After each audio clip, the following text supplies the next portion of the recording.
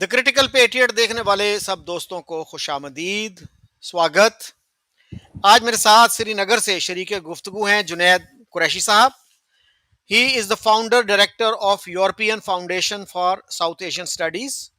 اس کا head office تو Amsterdam میں ہے اور ایک برانچ اس کی سری نگر میں بھی ہے۔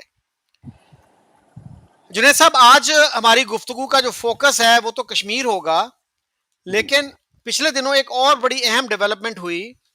پاکستان کے فارن منسٹر اور deputy prime minister Ishaq Dar صاحب بنگلہ دیش کے دورے پہ گئے۔ 13 سال بعد یہ کسی پاکستانی فارن منسٹر کا دورہ تھا بنگلہ دیش کا، اور اس سے پہلے جو ہے اپریل میں پاکستان کی فارن سیکرٹری آمنہ بلوچ وہ بھی ڈھاکہ گئی تھی، اور اس وقت بھی اور اب بھی بنگلہ دیش نے دوسری چیزوں کے علاوہ یہ ڈیمانڈ کی ہے کہ Pakistan should offer a public apology for the atrocities committed in 1971۔ اور کہیں کہیں تو لفظ جینوسائیڈ بھی سننے کو ملتا ہے کہ جینوسائیڈ جو آپ نے کیا تھا، نسل کشی جو آپ نے کی تھی 1971 میں، اس کے لیے آپ معافی مانگیں، فارملی اپالوجائز کریں، اور اس کے ساتھ ہی وہ ایسٹس میں حصہ بھی مانگتے ہیں کہ 71 سے پہلے جو ایسٹس تھے بنگلہ دیش اور پاکستان کے، کہ جیسے جب پاکستان بنا تھا تو انڈیا سے کچھ ایسٹس ملے تھے پاکستان کو، تو وہ کہتے ہیں کہ ان ایسٹس میں بھی ہمیں حصہ دیا جائے۔ اور اپریل میں جو انہوں نے فگر دی تھی وہ تھی $4.5 بلین۔ تو میں نے یہ فیس بک پہ لگایا کہ جی بنگلہ دیش نے ہم سے اپالوجی مانگی ہے تو ہمیں کیا کرنا چاہیے۔ تو کچھ لوگوں نے تو اس سے اتفاق کیا، لیکن جو ہائیلی پیٹریوٹک یا سپر پیٹریٹس تھے انہوں نے کہا جی کس بات کی معافی۔ ایک صاحب نے تو یہ بھی لکھا کہ بنگلہ دیش کو چاہیے کہ انڈیا سے کہے کہ انڈیا اپالوجائز کرے کہ India is responsible for the bloodshed because they actually created Mukti Bahini. تو آپ کیسے دیکھتے ہیں ان چیزوں کو؟ سب سے پہلے تو شکیل صاحب آپ کا شکریہ، پھر سے آپ نے مجھے بلایا۔ دیکھیں اس میں دو تین چیزیں ہیں، there are few things in it. As a conscientious academic, I'm not a Bengali, تو ایز اے کنسنشیس ایکیڈیمک میں یہ کہوں گا، بیکاز میں نے اس پہ کچھ ریسرچ کی ہے۔ دیکھیے لیگلی طور پہ ایک چیز ہے لیگلی جو جینوسائیڈ کو پروف کرتی ہے، اور وہ سب سے زیادہ مشکل ہے پروف کرنا، وہ ہوتی ہے انٹینٹ فرام اس وقت جو سب سے ہائیسٹ کمانڈ ہے، اور اس کی ایک لائن آف انٹینٹ ہوتی ہے۔ بنگلہ دیش کے بارے میں میرا یہ خیال ہے کہ لیگلی تو دنیا نے کئی جگہوں پر مانا ہے، یہاں تک کہ مطلب I think Hitler was probably last تھے جن پہ یہ انٹینٹ بھی پروو ہوئی تھی، ہائیسٹ کمانڈ سے لے کے ٹو دا سولجر۔ اس کے بعد کئی ایسے ڈیبیٹس ہوئے ہیں دنیا میں جینوسائیڈ کے، جیسے آپ کو پتہ ہے روانڈا میں ہوا، یا میانمار میں ہوا، یا بنگلہ دیش میں ہوا۔ یہ ڈیبیٹ بہت ٹائم چلی ہے، اور لیگلی طور پہ یہ سب کا ماننا ہے کہ لیگلی انٹینٹ آج کے زمانے میں پروو کرنا ہائیسٹ پاسبل اتھارٹی سے نیچے والے سولجر تک، یہ ایک بڑا ڈیفیکلٹ کام ہے۔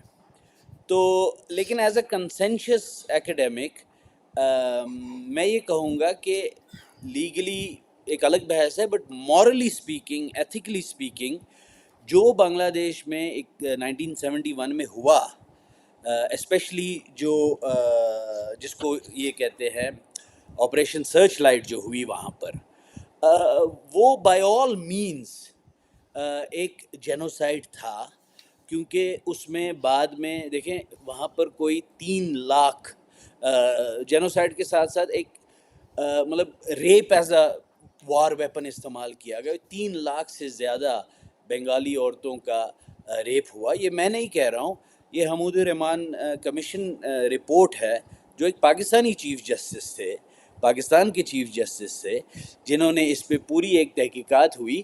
تو دیکھیں آج کی دنیا میں یا زندگی میں لیگل طور پہ ہر چیز، ہر کوئی ایک لائر یا آئی سی جے میں کھڑا نہیں ہے، تو لیگلی اسپیکنگ جینوسائیڈ پروف کرنا بہت ڈیفیکلٹ ٹاسک ہے۔ بٹ اس وقت کے زمانے کے بھی اور آج کے زمانے کے بھی جو اسکالرز ہیں، جو ریسرچرز ہیں، وہ یہ کہتے ہیں کہ وائل وہ انٹینٹ پروو نہیں ہو سکتی ہے، جو بہت مشکل کام ہے، لیکن جو انٹینشن تھی ایک نسل کشی کی، جینوسائیڈ کی، وہ بنگلہ دیش میں جو ہوا اس کے سارے ہال مارکس موجود ہیں۔ تو اس صورت میں جو آپ یہ کہہ رہے ہیں کہ پاکستان کو چاہیے کہ معافی مانگنا، دیکھیں جیسے کہ میں نے آپ کو کہا my head office is in Amsterdam, اور مجھے یہ یاد ہے کہ نیدرلینڈس کی گورنمنٹ نے معافی مانگی تھی، بادشاہ نے وہاں کے، یا میرے خیال میں بادشاہ کے بہاف پہ پرائم منسٹر نے، to Indonesia and to Suriname for جو کولونائزیشن تھی وہاں پر، اس کے لیے انہوں نے معافی مانگی تھی۔ خیر 300-400 سال کے بعد ضرور مانگی تھی، بٹ مانگی ضرور تھی۔ ایسی آوازیں کولونیل پاورز کے خلاف، برٹن کے خلاف، فرانس کے خلاف مختلف جگہوں سے اٹھی ہیں آج کے زمانے میں، اور کچھ جو کنسنشس ڈیموکریسیز ہیں انہوں نے ان آوازوں پر نظر ڈالا اور معافی مانگی گئی ہے، یہاں تک کہ ریپریشنز کی بات بھی کہیں جگہوں پر چلی ہے۔ تو دیکھیں ایک آئی فیل دی جو بنگالی لوگوں کا جو یہ ایک to put something behind them, یہ جو ایک مانگ ہے یہ بالکل درست ہے۔ اب سوال یہ اٹھتا ہے کہ ویدر کیا پاکستان ایک کنسنشس ڈیموکریسی ہے جو اپنی غلطیاں جو پاسٹ میں ہوئی ہیں ان کو ماننے کے لیے تیار ہے، ان پہ معافی مانگنے کے لیے تیار ہے۔ میں یہاں تک کہوں گا کہ بنگلہ دیش نے تو مجھے بہت سرپرائز کیا۔ اگر آپ 1974 کی ایگریمنٹ دیکھ لیں، اس میں بنگلہ دیش نے کلیمنسی کے حساب سے، مطلب دریا دلی دکھا کے 195 آفیسرز پاکستانی آرمی کو جو تھے جو وار کرائمز میں مبتلا تھے، بنگلہ دیش نے ان پہ کیس چلانے سے یہ کہا کہ ہم ریکنسیلیشن کے فائدے میں اور ریکنسیلیشن کے سٹیپ کے طور پہ ان پہ ہم کیس نہیں چلائیں گے۔ اس کا یہ مطلب نہیں ہے کہ قصوروار نہیں تھے۔ تو مطلب دیکھیں میگنانیمیٹی جو ہے اس کے لیے ملک بڑا نہیں ہونا چاہیے، اس کے لیے دل بڑا ہونا چاہیے۔ تو بنگلہ دیش میں اتنے لوگوں کی موت کے بعد، ایک جینوسائیڈ کے بعد، ریپس کے بعد، تب بھی انہوں نے 195 پاکستانی آرمی آفیسرز کو کلیمنسی دکھا کے ان پہ کیس نہیں چلائے۔ تو میں یہ سمجھتا ہوں کہ پاکستان کو بھی آج مطلب 50 سال کے بعد اتنی دریا دلی یا اتنی میگنانیمیٹی ہونی چاہیے کہ وہ اپنی غلطیوں کو ان کا احساس کریں، اور یہ بنگالی پیپل جو تھے یہ تو کل تک انہی کے لوگ تھے نا، انہی کے ملک کا حصہ تھے، تو یہ انہی کے بھائی تھے۔ ان سے معافی مانگنے میں مجھے نہیں لگتا کہ کوئی چھوٹا ہو جاتا ہے، میں یہ سمجھتا ہوں اس سے انسان کا قد بڑا ہی ہوتا ہے۔ اچھا قریشی صاحب، میرے فیس بک پہ جو ہے طارق خان ایک دوست ہے میرے، تو انہوں نے لکھا کہ جی بھٹو صاحب نے معافی مانگی تھی 74 میں، اور ہوں اس کے بعد جو ہے بے نظیر اور مشرف نے بھی ریگریٹ کا اظہار کیا تھا۔ تو میں نے ہوں ان سے پوچھا، میں نے کہا جی مجھے یہ بتائیے کہ بھٹو صاحب تو وہ آدمی تھے جب ملٹری ایکشن شروع ہوا وہ ڈھاکہ ہی میں تھے، اور جب وہ کراچی آئے ایئرپورٹ پہ تو ان سے پوچھا گیا تو انہوں نے کہا تھا thank God Pakistan has been saved, خدا کا ہوں شکر ہے پاکستان بچا لیا گیا، حالانکہ that was the beginning of the end. اور وہ بالکل الٹ بات کر رہے تھے، اس کو اپریشیٹ کر رہے تھے اس ملٹری آپریشن کو، اور وہ بعد میں پھر یحییٰ خان کی گورنمنٹ کا حصہ بھی بن گیا، I think he became deputy prime minister. تو میں نے کہا جی پھر وہ کیسے تیار ہو گیا معافی مانگنے پہ، وہ تو اتنے بڑے سپورٹر تھے، سٹانچ سپورٹر تھے ملٹری ایکشن کے۔ اور دوسرا جو ہے میں نے کہا کیا انہوں نے پھر ٹیکسٹ بکس میں بھی چینج کیا جو نیریٹو دیا جاتا ہے؟ ہوں اصل چیز تو یہ ہے نا کہ پوری قوم کو آپ ایجوکیٹ کریں، تیار کریں کہ بھائی ہم نے زیادتی کی، ہم اس زیادتی کا ازالہ کرنا چاہتے ہیں، اس زیادتی پہ معافی مانگنا چاہتے ہیں۔ جہاں تک مشرف اور بے نظیر کا تعلق ہے انہوں نے بھی اس سلسلے میں کچھ نہیں کیا۔ ٹیکسٹ بکس جب آپ چینج نہیں کریں گے، آپ ٹیکسٹ بکس میں اس چیز کا اعتراف نہیں کریں گے کہ ہم نے غلطی کی، ہم نے اپنے بنگالی بہنوں اور بھائیوں سے زیادتی کی، تو معافی تو اوپر سے پھر وہ پرفنکٹری قسم کی معافی ہوگی نا, ایسے ہی بس زبانی کلامی آپ نے کر دیا, دل سے نہیں کیا. پوری قوم کو تیار کریں نا, ایجوکیٹ کریں کہ واقعی ہم نے زیادتی کی. آج بھی میری آپ فیس بک پہ جا کے دیکھیے, لوگ کہتے ہیں جی کس چیز کی معافی. آپ کی جی باتوں سے یاد پڑتا ہے کہ اگر اس کو چند لفظوں میں بیان کیا جائے تو حبیب جالب صاحب کی ایک نظم جی تھی, جاگ میرے پنجاب, کہ پاکستان چلا. اس میں ان کا ایک سینٹنس اس میں یہ تھی کہ پتہ نہیں پورے طریقے سے شاید مجھے یاد نہ ہو, so forgive me for that, but اس میں وہ کہیں کہتے ہیں کہ انہی چلن کی وجہ سے ہم سے بنگال الگ ہوا. تو بات یہ ہے کہ دیکھیں بنگال ایسٹ اور ویسٹ پاکستان کی بیسک جو پرابلم تھی جس کی وجہ سے وہ الگ ہوئے, فرسٹ آف آل یہ تھا کہ مولانا ابوالکلام آزاد نے تو اس کو کئی سال پہلے ہی اس کو مطلب اس کی پروفیسی کر دی تھی کہ 25 سال سے زیادہ نہیں ٹکے گا. تو دیکھیں ان پاکستان کی جو بیسس تھی وہ یہ تھی کہ ایتھنیسٹیز کے باوجود, نیشنز کے باوجود, کا یہ کیا کہتے ہیں کہ ریس کے باوجود ہماری یونیفائنگ فورس جو ہے وہ مذہب ہے. اور وہ پروپوزیشن 25 سال کے اندر اندر وہ ٹوٹ گئی. بات یہ ہے کہ بیسک ریزن کہ کیوں ہوا وہ تھی, اس لیے تھی کہ ویسٹ پاکستان کی جو ایسٹ پاکستان کے تئیں ڈسکرمنیشن تھی. ڈسکرمنیشن ان کے کلچر کے لحاظ سے, آپ کو پتہ ہے کہ ان کی زبان جو تھی وہ ڈیفرنٹ تھی. حالانکہ آج بھی پاکستان میں جو اردو ان پہ امپوز کرنی چاہیے ان لوگوں نے, ویسٹ پاکستان نے, آج بھی پاکستان میں اردو سپیکنگ پورے پاکستان میں 5% سے زیادہ نہیں ہے. تو لیکن پھر بھی ایک اردو سپیکنگ, اب آپ یہ دیکھ لیں پاکستان کا جو قومی ترانہ ہے اس میں ایک لفظ اردو کا ہے, باقی سارا فارسی ہے. میں یہ یقین طور پہ کہہ سکتا ہوں کہ 99% لوگوں کو پاکستان کے ترانے کے جو الفاظ ہیں ان کا مطلب نہیں پتہ ہے. تو یہ امپوزیشن آف اردو, یہ جو elite class kind of language ہے, یہ امپوزیشن تھی. دوسرا بہت سی باتیں قدرت اللہ شہاب نے شہاب نامے پہ لکھی ہیں کہ کس طریقے سے جو ویسٹ پاکستان میں جو الاٹمنٹس آتی تھیں, جو ایڈ آتے تھے, جو امریکہ سے ایڈ آتے تھے مشکل مطلب وقت میں پاکستان کے, وہ کس طریقے سے ڈسپروپورشنیٹلی ڈسٹریبیوٹ کیے جاتے تھے to West Pakistan and to East Pakistan. آپ دوسرا یہ بھی دیکھیں گے کہ جو آرمی میں یا بیوروکریسی میں یہ مطلب ریپرزنٹیشن تھی ایسٹ اینڈ ویسٹ پاکستان کی, یہ کتنی ڈسپروپورشنیٹ تھی. مجھے یاد پڑتا ہے شہاب نامہ میں امریکہ سے کہیں لکھا ہے, امریکہ سے سینیٹری کی کچھ آئی تھی امداد, جی اور ٹوائلٹریز. جی ہاں اس پہ وہاں پر میرے خیال میں کوئی بنگالی منسٹر تھے کہ کون تھے, انہوں نے یہ کہا جی اس میں سے ہمیں بھی کچھ دے دے. تو ویسٹ پاکستان کے جو بیوروکریٹس تھے انہوں نے کہا تم لوگوں کو اس کی کیا ضرورت ہے, تم لوگ تو کسی بھی جھاڑ اور درخت کے پیچھے بیٹھ کے کر لیتے ہو. تو بات یہ ہے کہ جو کلچر تھا وہ ڈیفرنٹ تھا, that's one, but that doesn't mean کہ مطلب people can't live together, because India is a good example of different cultures living together. But India کی unifying force مذہب نہیں ہے. تو جہاں پر یونیفائنگ فورس مذہب امپوز کی جائے, پھر اس کے بعد زبان امپوز کی جائے, اور پھر اس کے بعد کلچرل ایک قسم کا ان کو ایجوکیٹ کرنے کی کوشش کی جائے کہ ان کو اپنے لائق بنایا جائے, دس ہیز آل, یہ تو سارے ہال مارکس نازی کے ہیں نا, دس از ڈکٹیٹوریل شپ.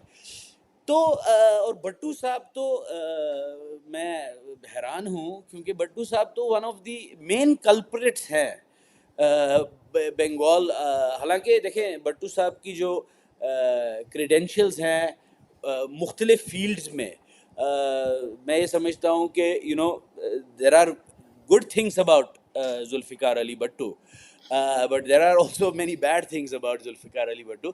تو ایک زمانے میں بھی ان کا مطلب اس طریقے سے جب تک اتنا نہیں تھا, تو I also used to very much like his intellect and ان کا جو گریس تھا اور باقی چیزیں تھی.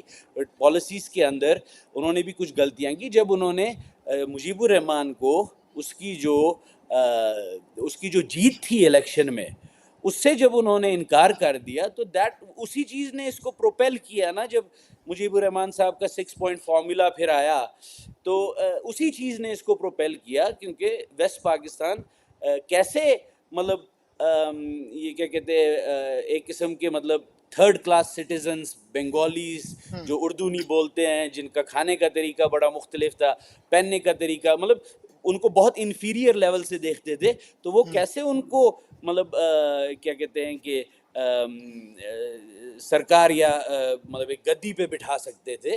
اینڈ دیٹ واز دی، اسی سے تو یہ پروپیل ہوا. پھر اٹس ویری اسٹرینج کہ بٹو صاحب کی، حالانکہ میں نے یہ کہیں مطلب کوئی مختلف سورسز سے میں نے یہ نہیں پڑھا کہ بٹو صاحب نے معافی مانگی ہے. Maybe he has express regret یا غلط ہوا، بٹ معافی مانگنا میں نے نہیں پڑھا. جی، انہوں نے توبہ کا لفظ یوز کیا تھا، مجھے یاد ہے، اور اس وقت جو ہے وہ نیوز ویک میں یہ لفظ آیا تھا. اچھا، اصل چیز تو یہ ہے نا کہ آپ اپنی قوم کو بھی تیار کریں، قوم بحیثیت مجموعی تیار ہو کہ ہم نے غلطیاں کی، ہم نے ظلم و ستم کیے. اور آپ نے حبیب جالب کا تذکرہ کیا. حبیب جالب کا ایک بڑا اچھا قطع ہے، 2 شعروں کا قطع ہوتا ہے. انہوں نے کہا تھا، محبت گولیوں سے بو رہے ہو، وطن کا چہرہ خون سے دھو رہے ہو، گما تم کو کہ رستہ کٹ رہا ہے، یقین مجھ کو کہ منزل کھو رہے ہو.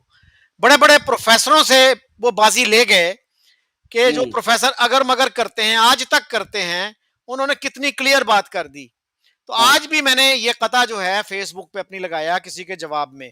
اور دوسرا جو جینوسائیڈ کی ڈیبیٹ کا جہاں تک تعلق ہے، تو میں تمام سیریس مائنڈڈ پاکستانی سے یہ ریکویسٹ کروں گا کہ وہ پروفیسر آر جے رمل، وہ ایک امریکن پروفیسر تھے اور he was a leading authority on genocide, ان کا ضرور مطالعہ کریں کہ انہوں نے اس موضوع پہ کیا لکھا ہے. تو ہمارے ہاں جو ہے نا انفارچونیٹلی مناظرہ بازی بہت ہوتی ہے، جس کو پولیمیکل ایکسچینج کہہ لیں. لوگ آنےسٹلی ماننے کے لیے تیار نہیں ہوتے، آنےسٹ طریقے سے ہسٹری پڑھائی نہیں جاتی ہمارے ہاں. آپ کو پتا ہوگا کہ ہمارے ایک مشہور جرنلسٹ ہیں حامد میر، ہاں ان جی. کا ان کا ایک بڑا مشہور کالم ہے، نسل تو نہ بدلی جغرافیہ بدل گیا. وہ اگر آپ اردو میں لکھیں گے تو وہ کالم اس کا آ جاتا ہے، میں نے اس کا لنک دیا آج ہی. تو اس میں انہوں نے یہ کوٹ کیا ہے ایک پاکستانی جرنیل کی کتاب سے، میجر جنرل خادم کی کتاب سے، جس میں انہوں نے کہا کہ جنرل نیازی جب پہنچے ڈھاکہ تو کچھ ملٹری آفیسرز کی موجودگی میں انہوں نے گالی گلوچ کی. بنگالیوں کو گالیاں دی، حرامی کی اولاد کہا، کچھ اس انہوں نے طرح. کہا کہ میں اس حرام زادی قوم کی نسل بدل دوں گا. نسل بدل دوں گا، جس پہ ایک بنگالی افسر نے اندر جی جا کے خودکشی کر لی. جی، اپنے سر میں گولی مار لی. تو اس طرح کے جو واقعات ہیں، پاکستان کے جو سیریس مائنڈڈ لوگ ہیں، ایجوکیٹڈ لوگ ہیں، ان کو ان چیزوں کا احساس ہونا چاہیے. وہ آج بھی جناب بڑا ہی کیجولی لکھ دیتے ہیں کس چیز کی معافی. یعنی ہسٹری جو ہے اتنی ڈسٹارٹ کر دی گئی ہے کہ انگریزی میں ایک لفظ ہے اٹونمنٹ. جی جی، اٹونمنٹ، اس کا اردو ترجمہ شاید مجھے احساس ہوگا میرے خیال میں. کفارہ جو کرتے ہیں. جی جی. ہاں، تو دیکھیں ایسے معاملوں میں اٹونمنٹ ایک بہت بڑی چیز ہوتی ہے. جی دیکھیں مجھے نہیں یاد، برٹش امپائر نے آفیشلی معافی نہیں مانگی کلونیلزم کے لیے، لیکن بہت سے ملکوں نے مانگی ہے. ایز یو نو، پورچوگیز نے مانگی ہے، the Dutch at one point of time, تو وہ تو برٹش امپائر سے زیادہ بڑے تھے، انہوں نے معافی مانگی ہے. سو اٹونمنٹ بہت یہ ناٹ سب کچھ سب کچھ ڈالرز اور پاؤنڈز نہیں ہوتا ہے ان معاملات میں. سب کچھ جو ہے وہ کورٹ کیسز، آئی سی جے اور سزائیں بھی نہیں ہوتی ہیں، اور یہ تو 74 کی ایگریمنٹ سے ثابت ہوتا ہے. سب کچھ بدلہ بھی نہیں ہوتا ہے. یہ ہوتا ہے اٹونمنٹ، یہ ہوتا ہے اس بات کا احساس کرنا کہ نہیں جی یہ ہم سے غلطیاں ہوئی ہیں، اور اگر ہمیں ہمسایوں کی طرح، بھائیوں کی طرح اس خطے میں آگے بڑھنا ہے تو اس میں کوئی حرجہ نہیں ہے، ہم اس کو مانیں. اور دوسری بات جو آپ نے بہت امپورٹنٹ کی، لیکن پاکستان کے جو کریکلم ہے، اسکول کریکلم جو ہے، وہ تو ویسے بھی ایک اوور ہال کے لیے مطلب کافی سالوں سے چیخ رہا ہے. پرویز ہود بھائی جو ہیں اس پہ اتنے سالوں سے لکھ رہے ہیں. فرسٹ آف آل آپ کے پاس 3 ڈفرینٹ اسٹرکچرز ہیں. بیسک جو چیز ہے، آپ کے پاس پرائیویٹ سکولز ہیں، آپ کے پاس پبلک سکولز ہیں، آپ کے پاس پھر ہزاروں کی تعداد میں آپ کے پاس مدرسے ہیں. آپ کو میں ایک بات بتاؤں, میں یہ کہیں لکھ رہا تھا کسی اور چیز کے لیے, بٹ جسٹ ٹو آپ کو ایک آئیڈیا دینے کے لیے, ریپڈ اسلامائزیشن پاکستان کی جو ہے with مدرساز and this kind of a thing. آپ کو پتہ ہے 1947 میں پاکستان میں 137 رجسٹرڈ مدرسے تھے, 1950 میں 210 تھے, 71 میں 563 تھے, 1980 میں 893 تھے, اور 1986 میں 7000 تھے. 7000 مدرسے. اچھا, صرف 893 مدرسوں میں اس وقت 32,000 اسٹوڈنٹ پڑھتے تھے. اس کا مطلب ہے, کہنے کا مطلب یہ کہ 40 سال پہلے پاکستان میں 7,000 مدرسے تھے, آج کا مجھے نہیں پتا. تو پہلی بات یہ کہ آپ 3 کلاس سسٹم بنا رہے ہیں, private schooling, government schooling and مدرسہ. دوسری بات, جو ان مدرسوں کی یا مختلف سکولوں کی جو کریکلم ہے, اس میں کہیں یہ نہیں لکھا, مثال کے طور پہ آپ نے کشمیر کی بھی بات کی, کہیں یہ نہیں لکھا کہ قبائلیوں نے کشمیر پہ حملہ کیا, کہیں یہ نہیں لکھا کہ پاکستان نے حملہ کیا. اگر کوئی کنسنشس پاکستانی یہ مانتا بھی ہے کہ پاکستان یا پاکستان کے قبائلیوں نے کشمیر پہ حملہ کیا, تو وہ ساتھ میں اس کی جو ایکسپلینیشن ہے یا اس کی جو جسٹیفیکیشن ہے رادر, وہ یہ دیتا ہے کہ جی وہاں پر مسلمانوں کی قتل و غارت ہو رہی تھی. خاص کر وہ پنچ اور جموں کی ریفرنس دیتا ہے, اور یہاں پر کے جو ویلی ہے اس کی بھی ریفرنس دیتا ہے, اس سینس میں کہ وہ یہ کہتے ہیں کہ جی وہاں پر جو مہاراجا تھا وہ ہندو تھا, تو مسلمانوں پہ ظلم کر رہا تھا, تو اس وجہ سے یہ وہاں پر مطلب ہمیں وہاں پر جانا پڑا اور مسلمانوں کی مدد کرنی پڑی. تو جو پاکستان کی جو ویسے بھی جو کریکلم ہے, وہ صرف بنگلہ دیش کے معاملے میں نہیں, بہت سے معاملوں میں پاکستان کا کریکلم یہ نہیں بتاتا ہے کہ جو نیوکلیئر بام ہے پاکستان کا, وہ again I don't know, but آج وہ نیدرلینڈس کے ساتھ کنیکشن بہت نکل رہی ہیں, بٹ دی تھنگ از کہ وہ ایکیو خان جو تھے وہ شیل کمپنی میں کام کرتے تھے, اور وہاں سے انہوں نے مختلف یورینیم انریچنگ سیکرٹس جو تھے وہاں سے چوری کیے, انہوں نے پڑھا بھی وہاں پر اور وہاں سے چوری کر کے لائے. تو جو یہ اچھا ڈیفیٹ بھی جو ہے, دیکھیں پاکستان میں مطلب محمد بن قاسم کو سب سے پہلا پاکستانی مانا جاتا ہے, بہت سے لوگ, دیٹ از مطلب 8th سینچری کی بات ہو رہی ہے. کس لیے مانا جاتا ہے؟ وہ آیا اور اس نے وہاں پر ہندوؤں کی قتل و غارت کی, اس لیے اس کو سب سے پہلا پاکستانی مانا جاتا ہے. ابھی پاکستان کو بننے میں 1400 سال تھے. تو یہ جو یہ ہم جو ہے, ہم مطلب میں پاکستان کے بارے میں بات میں کروں گا کہ دیکھیں اس طریقے سے اپنی نئی نسل کو ایجوکیٹ کرنے سے آپ صرف اپنی نئی نسل کو تباہ اور برباد کر رہے ہیں. آپ ان کو کل کو جب وہ سچ میں پڑھنا لکھنا سٹارٹ کریں گے اور دنیا میں جائیں گے, تو اپنے ٹیچرز کو, اپنے ماں باپ کو, میرے خیال میں ان کو یہ نہ ہو کہ ان کو گالیاں دیں کہ انہوں نے ہمارے ساتھ کس قسم کا مذاق رچایا ہمارے بچپن میں. ہمیں یہ بھی نہیں بتایا کہ ہماری ہسٹری کیا ہے.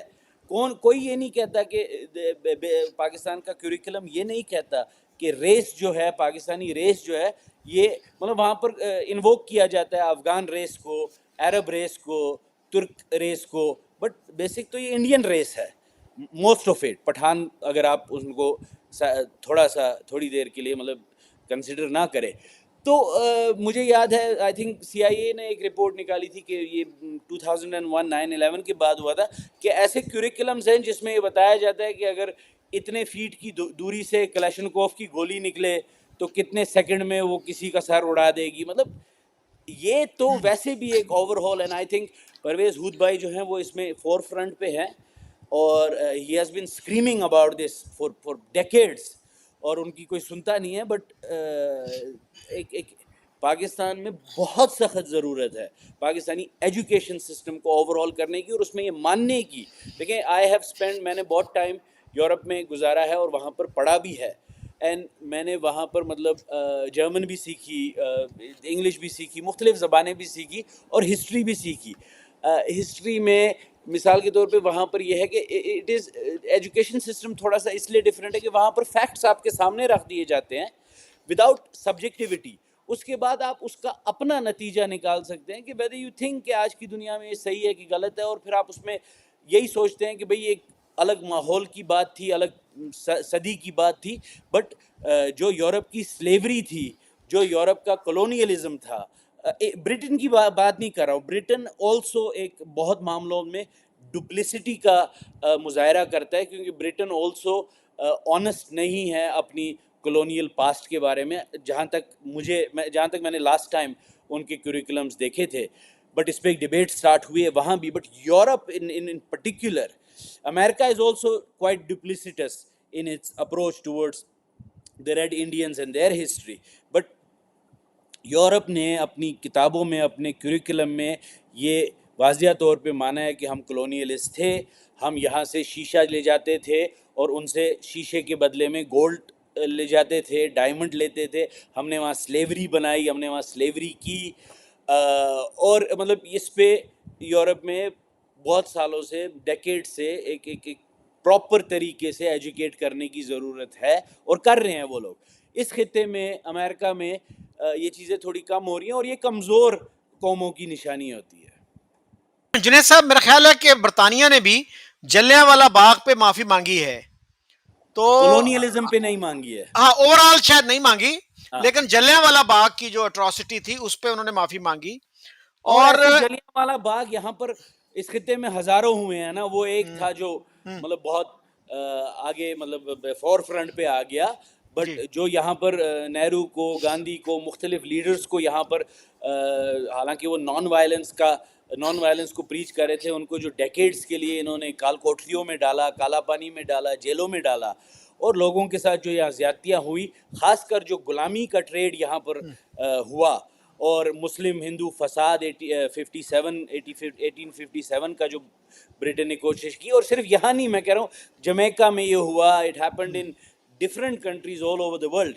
تو ہاں, جلیاں والا باغ کے لیے انہوں نے اسپیسیفکلی معافی مانگی, بٹ کولونیلزم کے لیے نہیں مانگی.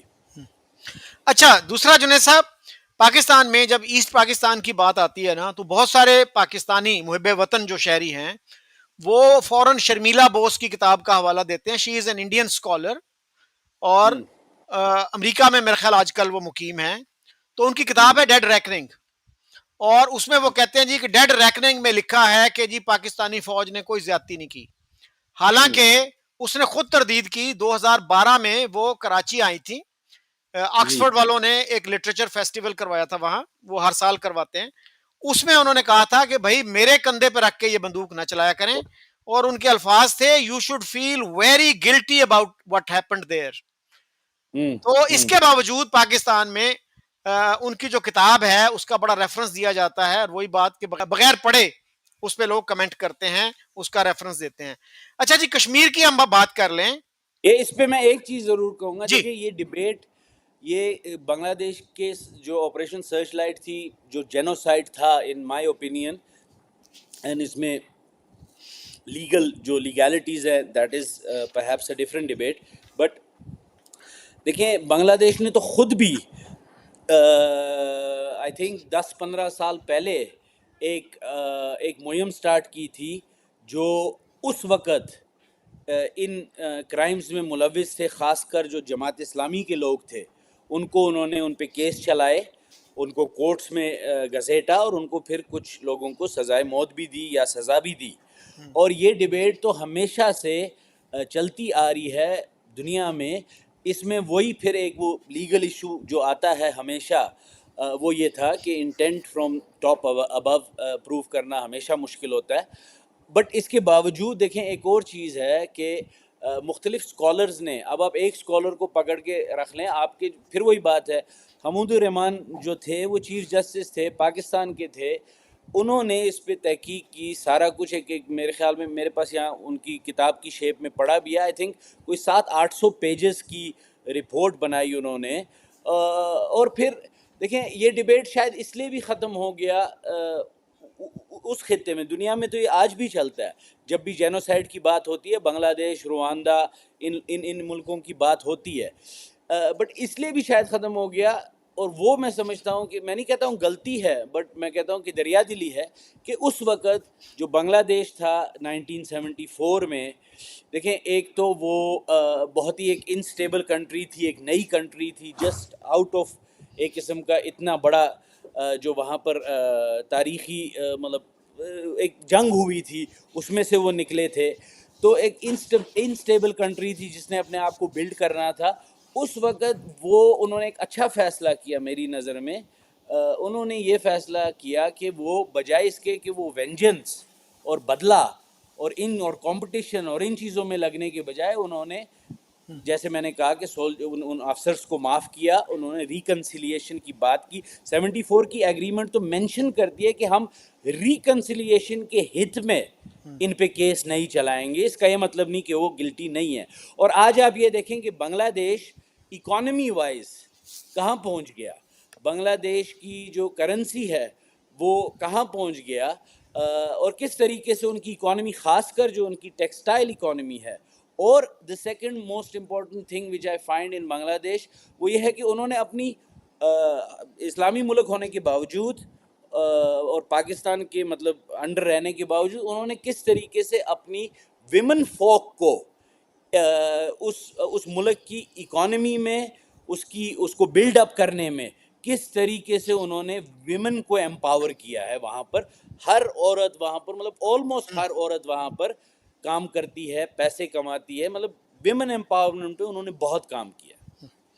جی ہم ان کا مذاق اڑایا کرتے تھے کہ دے بریڈ لائک ریبٹس, کہ خرگوشوں کی طرح ان کی نسل بڑھتی ہے. تو اب آپ یہ دیکھیے کہ وہ ہم سے زیادہ ہوتے تھے. I think they were 55% and we were 45%. تو آج جو ہے وہ 17 کروڑ ہیں اور ہم جو ہے 25 کروڑ پہ پہنچے ہوئے ہیں. تو آپ کہہ رہے تھے کہ بہت سے بنگالی جو ہے نا وہ انڈیا چلے گئے ہیں. تو میکسیمم جو ان کی تعداد میں نے سنی ہے وہ 2 کروڑ کہا جاتا ہے کہ 2 کروڑ, اور یہ مقبول جان نے بھی کہا تھا کہ 2 کروڑ بنگلہ دیشی انڈیا میں مقیم ہیں. ایک تو یہ ہے کہ یہ بھی ٹو نیشن تھیوری کی ایک طرح سے نیگیشن ہے کہ آپ جس ملک سے علیحدہ ہوئے پھر اسی میں جا کے آپ بس رہے ہیں, اتنی بڑی تعداد میں بس رہے ہیں. ان میں سے کچھ تو ظاہر ہے ہندو ہوں گے لیکن بہت سے مسلمان بھی ہیں. تو وہ جو ہے اب بنگلہ دیش کی آبادی 17 کروڑ ہے, اگر ان 2 کروڑ کو بھی آپ شامل کر لیں پھر بھی 19 کروڑ بنتی ہے, تو ہماری جو ہے 25 کروڑ بن گئی. تو نہیں, آپ ہمارے ہاں پر کیپٹا انکم دیکھ لیں. جی آپ بنگلہ جی دیش کی جو ٹیکسٹائل انڈسٹری, ان کی جو کرنسی ہے جی اگینسٹ دا ڈالر, یہ ساری چیزیں اگر آپ ساتھ لیں گے تو it is a much more stable country. And Bangladesh کا ایک اور مسئلہ, ایک اور اچھی بات یہ, بنگلہ دیش until recently has been quite, مطلب مسلمان پاپولیشن کے باوجود اور جماعت اسلامی کا ہولڈ ہونے کے باوجود بنگلہ دیش بہت حد تک دہشت گردی سے آزاد رہا ہے. جبکہ یہ مطلب ویسٹ پاکستان یا آج کے پاکستان میں دہشت گردی تو ایک بہت بڑا مسئلہ بھی ہے اور ایک بہت بڑا ایکسپورٹ پروڈکٹ بھی ہے. جی بہت سارے پاکستانی آپ کو پتا ہے کہ ویسٹرن کنٹریز میں ٹیررزم میں انوالو نکلے ہیں, اور میرا نہیں خیال کہ کوئی بنگلہ دیشی جو ہے اس میں پکڑا گیا ہے یا کوئی انڈونیشیا کا کوئی بندہ وہاں پکڑا گیا ہے. تو زیادہ تر جو ہیں لوگ وہ پاکستان کے تھے اور کچھ عرب ملکوں کے بھی وہاں پکڑے عرب گئے ہیں. ملکوں کے تھے جی اور ان کا جی بھی لنک جو تھا جی کہیں نہ کہیں پاکستان سے جڑتا تھا. جی. اچھا مدارس کی آپ نے بات کی, تو پاکستان میں اس وقت اندازہ یہ ہے کہ 35,000 مدرسے ہیں, 35,000. جی اچھا جی, کشمیر کی ہم بات کر لیں تو جب 5 اگست 2019 کو 370 کو رپیل کیا گیا تو پاکستان میں یہ میڈیا پہ بہت آتا تھا, بہت پروپیگنڈا تھا کہ جی یہ جو پابندیاں ہیں, ریسٹرکشنز جب اٹھائی جائیں گی تو خون کی ندیاں بہہ جائیں گی کشمیر میں. تو یہ جو پابندیاں تھی ہمارے میڈیا کے مطابق تو وہ پتہ نہیں 6 مہینے تک چلیں, کہیں کہا گیا سال تک چلیں, کہیں کہا گیا 2 سال تک چلیں. تو وہ پابندیاں جو تھیں فون پہ, انٹرنیٹ پہ, موومنٹ پہ, وہ کتنی دیر تک رہی تھیں؟ دیکھیے اس میں 2-3 ڈفرینسز ایک ہیں. وہ یہ ہیں کہ جو فون پہ ریسٹرکشنز تھیں لینڈ لائنز پہ, کیونکہ میری فیملی یہاں رہتی ہے, میں اس وقت یہاں نہیں تھا تو مجھے بھی ان کو فون کرنا تھا, ان سے بات کرنی تھی. تو as far as I remember phone کی ریسٹرکشنز, لینڈ لائن کی ریسٹرکشنز رہی تھیں until up to somewhere end of September beginning October. اس کی وجہ یہ ہے کہ مجھے یاد اس لیے ہے کہ I was at the United Nations and I was asked by an Indian journalist, میرے پاس آئے اور یونائٹڈ نیشنز کی جو سیشن ہوتی تھی وہ آج بھی ہوتی ہے, وہ سپتمبر میں ہوتی ہے. And this was towards the end of September. اور مجھے پتہ نہیں تھا, وہ اچانک میرے پاس آئے اور انہوں نے کہا جی کشمیر میں ریسٹرکشنز جو ہیں لینڈ لائن پہ اٹھائی گئی ہیں, اس کے بارے میں آپ کا کیا خیال ہے؟ تو آئی ہیڈ ٹو, مطلب اسی وقت مجھے اس کا جواب دینا پڑا, اس لیے مجھے یہ یاد ہے. اور جو موبائلس کی ریسٹرکشنز تھی, so landline somewhere end of September maybe beginning October. Mobiles کی ریسٹرکشنز جو ہیں وہ somewhere end of November اٹھائی گئی تھیں. اور by the end of the year restrictions on internet اٹھائی گئی تھی, and limited internet, so it started with 2G 3G, وہ ریسٹرکشنز اٹھائی گئی تھیں. جہاں تک کرفیو کا سوال تھا یا لوگوں کی موومنٹ پہ ریسٹرکشنز کا سوال تھا, وہ بھی مہینہ 2 مہینہ رہیں, لیکن اس میں ڈفرنس یہ تھا, سیکشن 144 تھا. تو مجھے نہیں پتا پاکستان میں اس سیکشن کا کیا نام ہے, بٹ بیسکلی وہ یہ کہتا ہے کہ یہی نام ہے اس کا. ہاں جی, یہی. ہاں, تو گیدرنگ آف آئی تھنک 4 اور مور پیپل, اس طرح کی کوئی بات ہے, یا سم تھنگ, گیدرنگ آف 4 اور مور پیپل منع تھا. بٹ ود دی پراپر کیا کہتے ہیں کہ somewhere in September, end of September, with proper documentation آپ جا سکتے تھے, آپ جاب پہ جا سکتے تھے. ہاں, لیکن ایک گیدرنگ کرنا اور مل جل کے کوئی مطلب کوئی تقریب کاری کرنا, اس چیز پہ پابندیاں تھیں. دوسری بات یہ ہے جو ہم میرے خیال میں جس کو ہم اگین, مطلب میں نے آپ کو پہلے بھی آپ کے چینل پہ کہا ہے, the decision of the Indian government to revoke the special status of Jammu and Kashmir, میں اس سے ایگری نہیں کرتا ہوں, اور اس پہ میں نے لکھا بھی ہے کہ میں کیوں نہیں ایگری کرتا ہوں. وہ ایک طویل بحث ہے, اور جو اس پہ ریسٹرکشنز لگی تھی اس پہ بھی میں ایگری نہیں کرتا ہوں, وہ بھی میں نے لکھا. آئی ڈونٹ تھنک کہ وہ ریسٹرکشنز لگانا موومنٹ پہ یا کمیونیکیشن پہ کوئی اچھی بات ہے. تو اس پہ میں نے طویل طور پہ لکھا بھی ہے. ہیونگ سیڈ دیٹ, دیکھیں بات یہ ہے, ایک چیز ہمیں کنسیڈر اور بھی کرنی چاہیے کہ and that is not a justification, I am just trying to explain, کہ آپ کو یاد ہوگا کہ 2019 کے اینڈ پہ کووڈ بھی ہو گیا. تو جو ریسٹرکشنز تھی موومنٹ پہ, اس کو ہمیں الگ الگ دیکھنا چاہیے. ایک 2019 5 اگست کے فیصلے سے ریلیٹڈ تھی, اور پھر جو اینڈ 2019 میں دسمبر میں اور جنوری میں اور فیبروری میں 2020 میں جو ریسٹرکشنز لگنا شروع ہوئی, اس کا لینا دینا بہت زیادہ پوری دنیا میں جو یہ کووڈ پھیل گیا تھا اور ایک لاک ڈاؤن ہوا تھا اس سے تھا. اور اس کی وجہ پھر یہ بھی ہوئی کہ جب وہ چیز ہوئی, جب وہ لاک ڈاؤن ہوا, تو آہستہ آہستہ جو انٹرنیٹ تھا وہ بہت جلدی اس پہ ریسٹرکشنز اٹھائی گئی. اس کی وجہ یہ تھی کہ لاک ڈاؤن ہو گیا تھا, اور ہم پوری دنیا نے اپنے آپ کو ری انوینٹ کیا تھا by means of working from home, by means of ordering groceries from مطلب این ایپ یا انٹرنیٹ یا میڈیسن. تو اس کی وجہ سے سم ویئر جنوری فیبروری جو ریسٹرکشنز تھیں, جو شاید اس کووڈ کے بغیر, مجھے نہیں پتا, بٹ جس طرح میں نے آپ کو کہا نومبر میں تو 2G یہاں پر چل رہا تھا, بٹ شاید ہو سکتا ہے کہ انڈین گورنمنٹ مطلب 6 مہینے اور نہ اٹھاتی, بٹ کووڈ سے وہ لاک ڈاؤن تبدیل ہوا کووڈ لاک ڈاؤن میں, اور اس کی بدولت یا اس کی وجہ سے جو انٹرنیٹ کی ریسٹرکشنز تھی وہ بہت جلدی لفٹ ہوگی. تو یہ ایک سیپریشن ہے جو ہمیں سمجھنی چاہیے. اچھا جنید صاحب, اب کیا سچویشن ہے خاص طور پہ سری نگر میں؟ ایک اور بات کی آپ نے کہ خون کی ندیاں بہہ جائیں گی. دیکھیں میں یہ سمجھتا ہوں Kashmiri has come a long long way, اور کشمیری نے بہت اچھا ہوا. میں تو کشمیریوں کو اس بات پہ داد دیتا ہوں کہ کشمیری نے خون کی ندیاں یہاں نہیں بہائی. اس کی وجہ ہے کہ کس کی بہاتے, اپنے لوگوں کی بہاتے, اور کس کے لیے, کس چیز کے لیے. دیکھیں ایز این ایکیڈیمک میں یہ کہوں گا کہ اگین مطلب I personally don't agree with 5 اگست 2019 اور دا چینجز میڈ, اور دی مطلب لیگلی اسپیکنگ دی JNK ری آرگنائزیشن ایکٹ. اس کی وجہ یہ ہے کہ میں یہ سمجھتا ہوں کہ جموں کشمیر کو کوئی بھی اگر اس کو کیا کہتے ہیں اس کی ڈویژن کرے گا, تو میں اس چیز کا حامی نہیں ہوں، اور اس کے بدلے میں اس اسٹیٹ کی ڈویژن اور زیادہ ہوگی جو پہلے ہی ہوگی تھی 47 میں بھی. بٹ بہت سے ایسے لوگ ہیں جو یہ کہتے ہیں کہ بھئی اس چینج نے، اینڈ ایکڈیمکلی اسپیکنگ میں یہ بات کر رہا ہوں، بہت سے لوگ یہ بھی ہیں جو یہ کہتے ہیں نہیں جی اس چینج نے ہمیں ایٹ پار لے آیا باقی ہندوستان کے ساتھ. تو جو ممبئی میں رہنے والا ہندوستانی ہے یا دلی میں رہنے والا ہندوستانی ہے، خواہ وہ مسلم ہندو ہے، ہمارے جو قوانین ہیں یا ہمارے جو حقوق ہیں ان میں اور اس میں اب کوئی فرق نہیں رہا. تو جو ایکڈیمکلی اسپیکنگ جو اس پہ بات کرتے ہیں، شاید وہ یہ بھی کہتے ہیں کہ جو طریقہ تھا وہ غلط تھا، ریسٹرکشنز غلط تھیں، لیکن at the end of the day یہ کشمیری کو ایٹ پار لایا باقی ہندوستان کے ساتھ. تو that's an argument in it self. لیکن کشمیریوں نے ندیاں خون کی نہیں بہائی. اس کی وجہ یہ ہے کہ کشمیریوں نے 35 سال سے یہ دیکھا کہ یہاں پر خون کی ندیاں بہانے سے کشمیری ہی لاس میں تھا، اور پاکستان میں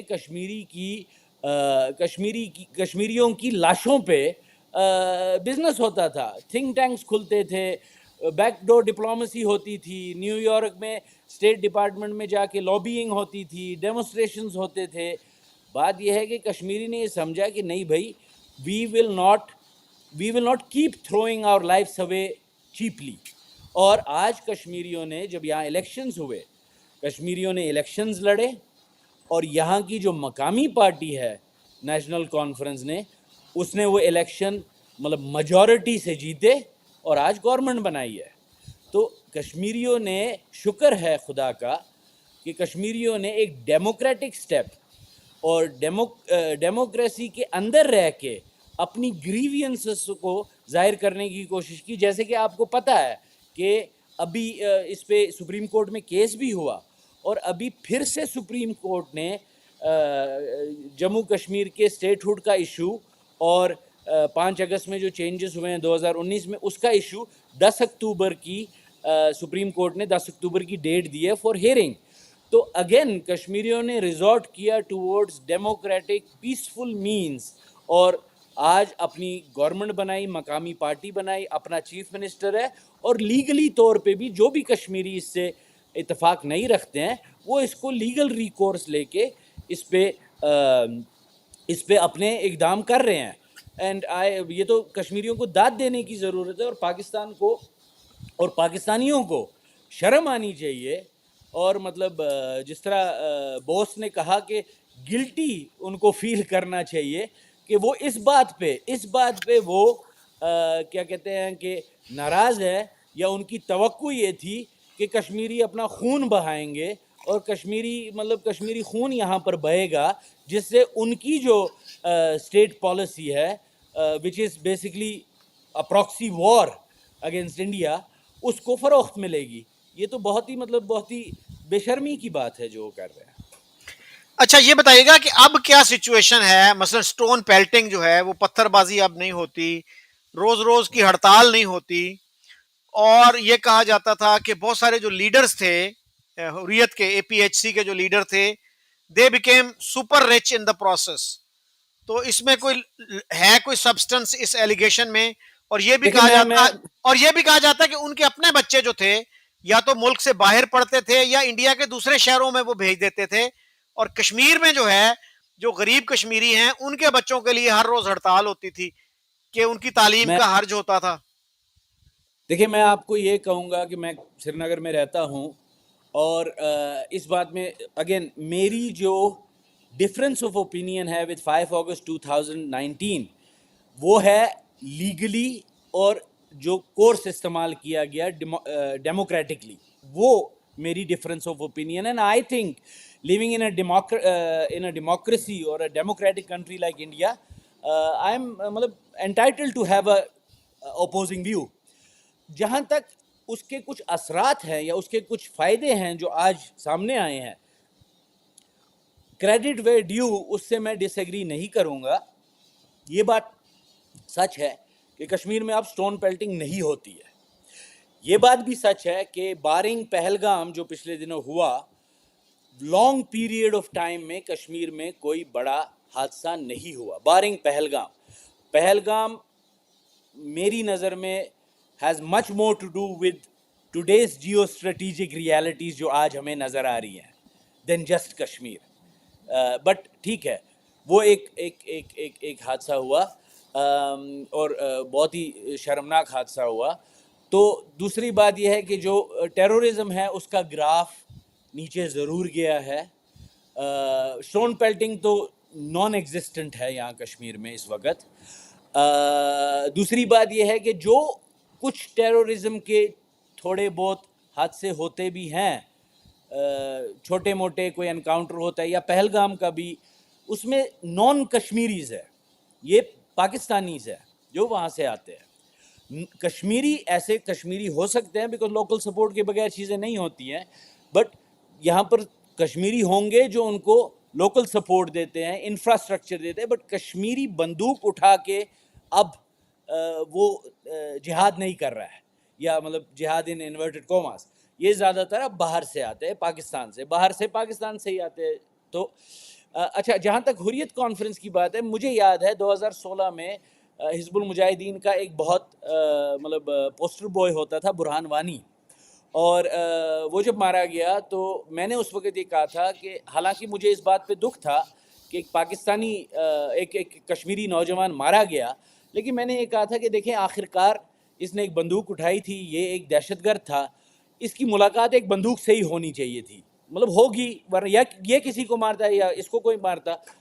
تو حالانکہ ایک نوجوان لائف اس طرح لاسٹ ہوگی تو اس پہ مجھے افسوس تھا، لیکن اسی وقت میں نے یہ بھی کہا تھا، جس پہ پھر مجھے حریت کانفرنس سے اور مختلف دہشت گرد تنظیموں سے دھمکیاں بھی ملی تھی، میں نے یہی کہا تھا کہ ہم کشمیریوں کو، اور یہ میں آج سے 9 سال پرانی بات کر رہا ہوں، ہم کشمیریوں کو یہ سوچنے کی ضرورت ہے کہ یہ جو لیڈر ہیں جو بچوں، کشمیری بچوں کے ہاتھ میں پتھر پکڑواتے ہیں یا بندوق دیتے ہیں، ہمیں ان سے یہ سوال کرنا چاہیے کہ ان کے اپنے بچے کہاں ہیں.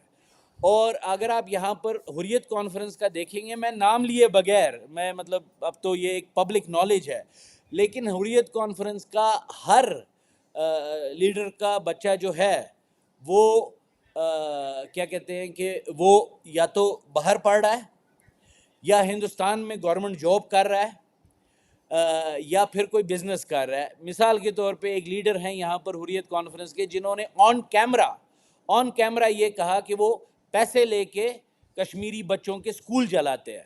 ان کی بیگم جو ہے، ان کی بیگم کشمیر یونیورسٹی میں لیکچرار ہیں اور کشمیر مطلب گورنمنٹ سے تنخواہ لیتی ہیں.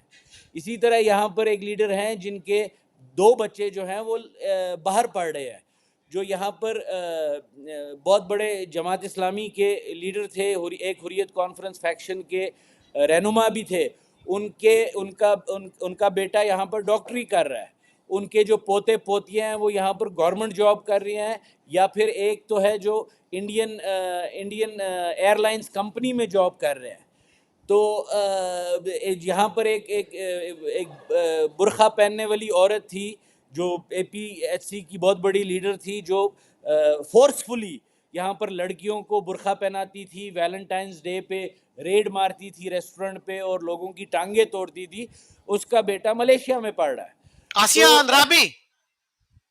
جی، تو بات یہ ہے کہ مختلف ایسے مطلب ایسا کوئی لیڈر نہیں یہاں پر سیپریٹزم میں جس نے دوسرے بچوں کو بندوق ہاتھ میں دی، پتھر ہاتھ میں دیے اور سیکریفیشل لیمب بنایا یہاں پر، جن کے بچے باہر نہیں پڑھ رہے ہیں یا گورنمنٹ جاب نہیں کر رہے ہیں یا یہاں پر کوئی بہت بڑا اچھا پوسٹ پہ یا ڈاکٹری یا کوئی بزنس ایسا کام نہیں. کوئی کسی لیڈر کا بچہ یہاں پر یتیم نہیں ہے، کسی لیڈر کا بچہ یہاں پر بھیک نہیں مانگ رہا ہے، سب اپنا عیاشی میں رہ رہے ہیں، عیاشی سے جی رہے ہیں. آپ خود ہی دیکھ لیں کہ سید صلاح الدین صاحب ہیں، ان کے 7 بیٹے ہیں، 7 کے 8 بیٹے ہیں، ان میں سے ایک بھی انہوں نے جہاد کے لیے قربان نہیں کیا، لیکن یہاں کے کشمیری بچوں کو انہوں نے جہاد کا راستہ دکھایا. اسی طرح حافظ سید کے ایک بھی بیٹا جہاد کے لیے قربان نہیں ہوا. اسی طرح یہاں پر بھی حریت کانفرنس کے جتنے بھی لیڈر ہیں، ان کا ایک بھی بیٹا یا ایک بھی بیٹی جہاد کے لیے قربان نہیں کی گئی. یہاں پر غریب عام کشمیری لوگوں کو، کشمیری بچوں کو کیا کہتے ہیں کہ گمراہ کیا گیا اور ان کے ہاتھ میں پتھر اور بندوقیں پکڑائی گئی. اور یہ 2019 سے پہلے کی صرف بات نہیں ہے, میں تو 90s کی بھی بات کر رہا ہوں. یہاں کے لڑکوں کو 2-3 ہفتوں کی ٹریننگ دیتے تھے اور انڈین آرمی کے سامنے پھینک دیتے تھے. اب آپ خود اندازہ لگا سکتے ہیں کہ 2-3 ہفتے کی ٹریننگ کر کے ایک آدمی ایک اتنی مائٹی اور بڑی فورس سے کیسے جنگ کر سکتا ہے. تو یہ تو سیدھی طرح ان بچوں کو ذبح کرنے کی بات تھی, اور اپنے بچوں کو, اپنے گھروں کو, اپنی پراپرٹیز کو انہوں نے یہ ان کو اس کو بچایا. آج جتنے بھی حریت کے لیڈر ہیں, یہ بھی میں آپ کے سارے ویورز کے لیے کلیئر کرنا چاہتا ہوں, جتنے بھی یہاں پر سیپریٹسٹ ہیں یا حریت کے لیڈر ہیں, وہ نہرو کی طرح, گاندھی کی طرح, بوس کی طرح, یا جو مختلف لبریشن سٹرگلز ہوئی ہیں دنیا میں, وہ ان کی طرح جیلوں میں سیسیشنزم کے کیس نہیں بھگت رہے ہیں. وہ اس لیے جیلوں میں نہیں ہیں کہ ان کی لیڈر اتنے بڑے بن گئے ہیں کہ وہ قوم کو کہیں اور لے جا سکے. شیخ عبداللہ صاحب جیل میں گئے تھے اسی لیے گئے تھے بیکاز دہلی کا شیخ عبداللہ کے ساتھ ایک دفعہ ایک مسٹرسٹ پیدا ہوا, because Sheikh Abdullah was not clear on where he wanted to go, but Sheikh Abdullah was a mass leader. تو اسی طرح دنیا میں کئی لبریشن سٹرگلز میں گاندھی جی کو, نہرو کو, ان سب کو سزائیں بھگتنی پڑی. اس کی وجہ یہ تھی کہ لوگ ان کے پیچھے تھے اور برٹن کے جو مفاد تھے وہ خطرے میں تھے. لیکن آج یہاں پر جتنے بھی لیڈر ہیں حریت کانفرنس کے یا باقی جو لیڈر ہیں, کسی پہ بھی سیسیشنزم کا کیس نہیں چل رہا ہے. ان پہ چل رہا ہے حوالہ کا کیس, ان پہ چل رہے ہیں منی لانڈرنگ کے کیسز, ان پہ چل رہے ہیں ٹیکس ایویژن کے کیسز, ان پہ چل رہے ہیں ڈسپروپورشنیٹ پراپرٹیز بنانے کے کیسز, ہوٹلز جو ان کے نام پہ ہیں یا ان کے لوگوں کے نام پہ ہیں, بڑے بڑے گھر, کنالوں کی زمینیں, گاڑیاں, بینک بیلنس, حوالہ, منی لانڈرنگ, ٹیررزم فائنینسنگ. تو ان میں سے کوئی ایسا لیڈر نہیں ہے جس پہ سیسیشنزم کا کیس چل رہا ہے کہ نہیں بھائی تم نے کشمیر کی آزادی مانگی, یا تم نے کشمیری لوگوں کے, تم اتنے بڑے لیڈر تھے کہ ہمیں تم سے خطرہ تھا کہ تم ان کو آزاد ہی نہ کر بیٹھو. ان پہ پرسنل انریچمنٹ کے کیسز چل رہے ہیں, منی لانڈرنگ, حوالہ کے اور ڈسپروپورشنیٹ پراپرٹیز کے. اچھا جنید صاحب, برہان وانی کی آپ نے بات کی, وہ انگریزی میں کہتے ہیں نا, if you live by the gun you die by the gun. Yeah, if you live by the sword you die by the sword. جی, اور ان کے فادر جو تھے برہان وانی کے, وہ میرا خیال ہے گورنمنٹ اسکول کے وہ پرنسپل تھے یا ہیڈ ماسٹر تھے. Is that true? ہاں, اور انہوں نے کچھ سال 2 سال پہلے پھر انہوں نے اپنے گھر پہ بھی ہندوستان کا جھنڈا لہرا دیا. اچھا, یاسین ملک کا بتائیے کہ ان کی کیا پوزیشن ہے. انہوں نے اپنا دفاع نہیں کیا, اپنے آپ کو ڈیفینڈ نہیں کیا, ان کو وکیل دیا جا رہا تھا, ان کا ایک وکیل پہلے بھی تھا, تو انہوں نے کہا جی میں نہیں چاہتا اس کیس کو کنٹیسٹ کرنا. تو کیا ہے, what do you think is behind this strategy?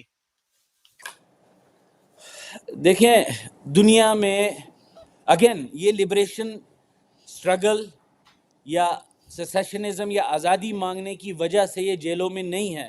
Yasin Malik پہ قتل کا کیس ہے, یاسین ملک پہ منی لانڈرنگ کا کیس ہے, ڈسپروپورشنیٹ ایسٹس کا کیس ہے, ٹیررزم فائنینسنگ کا کیس ہے. ان پہ بھگت سنگھ کی طرح آزادی مانگنے کا کیس نہیں ہے. جو بھگت سنگھ جس نے پھر کورٹ کو ہی استعمال کر کے اپنی آئیڈیالوجی کو پروپیگیٹ کیا. دیکھیں کچھ لوگ ایسے ہوتے ہیں, یاسین ملک اس وقت جیل میں ہے, اور میں ویسے بھی گریز کرتا ہوں کوئی بھی آدمی جو جیل میں ہو اس کے بارے میں بات کرنا, but truth must be said where it is required. دیکھیں یاسین ملک کوئی کشمیری لیڈر نہیں تھے. میں تو یاسین ملک کی پارٹی کو اور یاسین ملک کو یہ JKLF جو تھی یہ گنڈے تھے, یہ گنڈا گردگی کے بیسس پہ, اور میری آنکھوں کے سامنے میں نے تو دیکھا ہے یہاں پر گنڈا گردگی کے بیسس پہ ایک چھوٹے سے محلے میں ان کا یہاں آفس ہوتا تھا, اور گنڈا گردگی کے بیسس پہ اس محلے کو بند کرتے تھے, لوگوں کو مارتے تھے. یہاں پر یہی JKLF کے لوگوں نے, یاسین صاحب انکلوڈیڈ, انہوں نے جا کے یہاں پر پریس رپورٹرز کے دفتر توڑے ہیں کیونکہ انہوں نے ان کی نیوز نہیں چھاپی. یہاں پر بہت ہی مشہور ایک پریس یہ اخبار نکلتا ہے اردو کا چٹان، اور ان کے بہت ہی معتبر چیف ایڈیٹر ہیں طاہر محی الدین صاحب، انہوں نے جا کے ان کے دفتر توڑے. انہوں نے جے کے ایل ایف کے لوگوں نے یہاں پر کشمیری پنڈتوں کو سب سے پہلے جے کے ایل ایف کے لوگوں نے مارا. یہ اپنے آپ کو دکھاتے تھے ایز اے سیڈو سیکولر تنظیم جو ہندوستان اور پاکستان دونوں سے آزادی چاہتی تھی. اچھا بٹا کراٹے انہی کے ورکر تھے نا؟ جی جے کے ایل ایف کے تھے. جے کے ابھی کچھ دنوں پہلے یہاں سرلا بٹ کا کیس نکلا. سرلا بٹ جو تھی وہ نرس تھی یہاں پر. سرلا بٹ ایک کشمیری لڑکی تھی جو نرس تھی، اور اس ہاسپٹل میں جہاں وہ کام کرتی تھی وہاں پر یاسین ملک اس وقت چھپ کے بیٹھا تھا، اور جب یہ وہاں سے نکلی تو جے کے ایل ایف کے لوگوں نے اس کا ریپ کیا اور اس کو ڈاؤن ٹاؤن کشمیر سری نگر میں قتل کر دیا، اس بنیاد پہ کہ اس نے یاسین ملک کو دیکھا تھا، اور اس بنیاد پہ کہ یہ ہندو تھی تو انہوں نے یہ اسیوم کر لیا کہ یہ آرمی کی یا آئی بی کی یا پولیس والوں کی مخبر ہوگی اور یہ یاسین ملک کا پتہ بتا دے گی تو یہاں پر یہ پکڑے جائیں گے. تو ان بیسس پہ انہوں نے لڑکیوں کے ریپ کیے، گنڈا گردگی کی یہاں پر ربیہ سید کو جو کشمیری لڑکی تھی، مفتی محمد سید اس وقت ہوم منسٹر تھے ہندوستان کے، اس کو کڈنیپ کیا. دیکھیں میں کڈنیپنگ کو کبھی جسٹیفائی نہیں کر سکتا ہوں، لیکن خاص کر ایک ایسے کلچر میں آپ کو بتاؤں گا کہ کشمیری کلچر چھوڑیں، میں کہوں گا سب کانٹیننٹ کا جو کلچر ہے یہاں پر ایک کلچر ہمیشہ رہا ہے. میرے خیال میں طالبان نے بھی اس کو کئی جگہوں پر، یہاں تک کہ طالبان جیسی دہشت گرد تنظیم نے بھی اس کلچر کو کہیں نہ کہیں اس کلچر کو مطلب اس کا احترام شاید کیا ہے. سب کانٹیننٹ کا جو کلچر ہے، ہمارے میں یہ کلچر ہے کہ ہم دشمنیاں جو ہیں وہ بچوں سے یا عورتوں سے نہیں نکالتے. یہ ویسٹ میں بھی کئی جگہ پر ہے کہ بچوں اور عورتوں سے دشمنیاں نہیں نکالی جاتی ہیں. یہاں پر اس کلچر میں ایک کنواری کشمیری لڑکی کو کڈنیپ کیا گیا تھا جے کے ایل ایف کے لوگوں نے. مطلب یہ ہمارے ہم کشمیریوں پہ ایک دھبا ہے نا کہ ہم اپنی ہی بیٹی کو جو کنواری ہے اس کو ہم کڈنیپ کر دیں. آپ کو پتہ ہے ہمارا معاشرہ یا ہمارا کلچر ایسا ہے کہ ہم تو بیٹیوں کو بہت سنبھال کے رکھتے ہیں، ہم تو بیٹیوں کو بہت پروٹیکٹ کرتے ہیں، ان کی عزت کو پروٹیکٹ کرتے ہیں، ان کی آبرو کو، ان کے رتبے کو پروٹیکٹ کرتے ہیں. تو جے کے ایل ایف جو ہے وہ کوئی سیوڈو نیشنلسٹ سیکولر تنظیم نہیں تھی. جے کے ایل ایف نے 84 میں، جب ابھی کشمیر میں کچھ شروع ہی نہیں ہوا تھا، 84 میں انہوں نے انڈین ڈپلومیٹ ماتھرے کو اغوا کیا اور اس کو قتل کر دیا. اور یہاں پر جب ان کے پاس بندوقیں آئیں تو یہ سارے middle class, lower middle class کے گنڈے تھے جنہوں نے یہ بندوقیں اٹھائی اپنے مفاد کے لیے، پھر قتل و غارت کی، لڑکیوں کے ساتھ بندوق کی نوک پہ شادیاں کی، لڑکیوں کے ریپ کیے، لڑکیوں کو قتل کیا، لوگوں کے گھر لوٹے، اور اپنے رشتہ داروں کو، اپنے جاننے والوں کو، اپنے قریبی دوستوں کو نوکریاں لگائی بندوق کی نوک پہ. یہاں پر ہزاروں قصے ایسے ہیں کہ دفتروں میں گئے اور انہوں نے افسروں کے کن پٹی پہ بندوق لگائی اور یہ کہا کہ اس بندے کو نوکری لگاؤ. اس زمانے میں بہت سے ایسے لوگ نوکریاں لگے ہیں.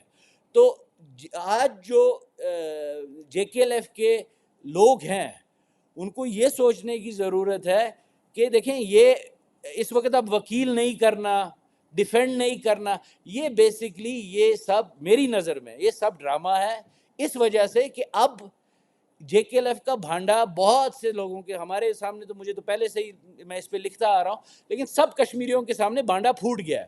اب جے کے ایل ایف کو ایک شہید کی ضرورت ہے. جے کے ایل ایف کہتا ہے کہ کسی طریقے سے یہ پھانسی لگ جائے تاکہ ہمیں ایک شہید مل جائے، پاکستان کو ایک شہید مل جائے.